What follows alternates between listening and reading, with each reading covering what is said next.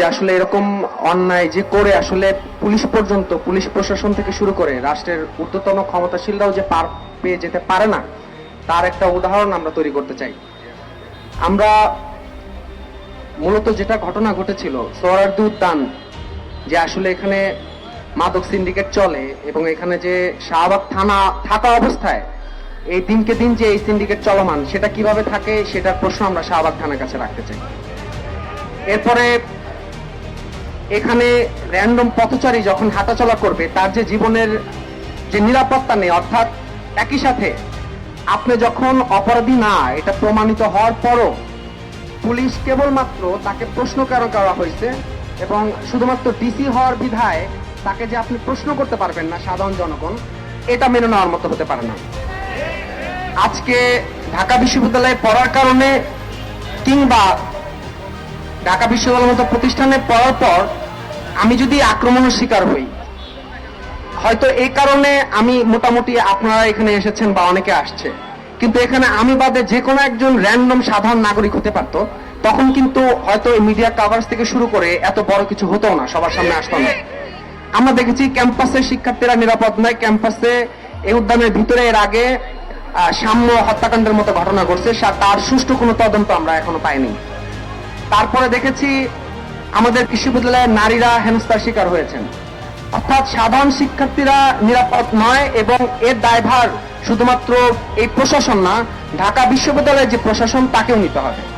কারণ এই প্রশাসনও এই ঢাকা বিশ্ববিদ্যালয়ের শিক্ষার্থীদের যে নিরাপত্তা সেটা নিশ্চিত করতে তারা ব্যর্থ।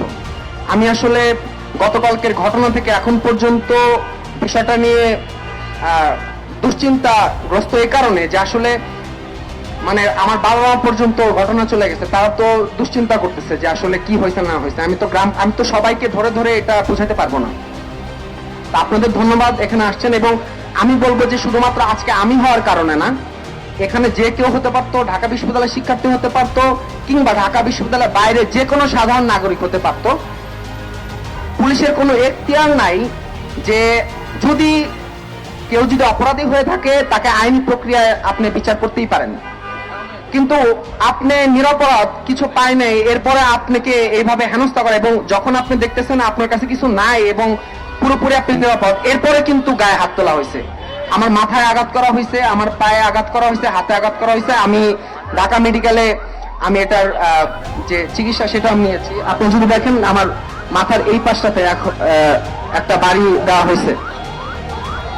তো এই হলো পরিস্থিতি, বলার মতো আসলে কিছু ভাষা নেই। এখানে যারা উপস্থিত ছিলেন, বিশেষত ঢাকা বিশ্ববিদ্যালয়ের শিক্ষার্থীরা, সবাইকে আমি ধন্যবাদ দিয়ে শেষ করতে পারবো না।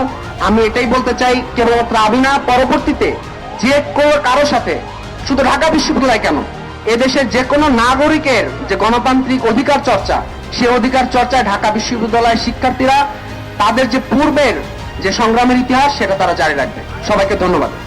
সকল ধরনের অযাচিত পুলিশিং বন্ধ হোক ইমিডিয়েটলি।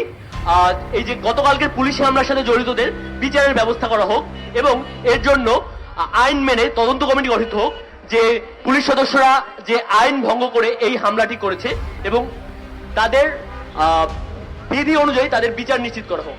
দ্বিতীয়ত, বিশ্ববিদ্যালয় কর্তৃপক্ষ এবং এই যে থানা, শাহবাগ থানাদের কাছে আমাদের দাবি, বিশ্ববিদ্যালয়ের শিক্ষার্থীদের নিরাপত্তা এবং সর্ব অবস্থায় সকল ধরনের মানবাধিকার নিশ্চিত করা।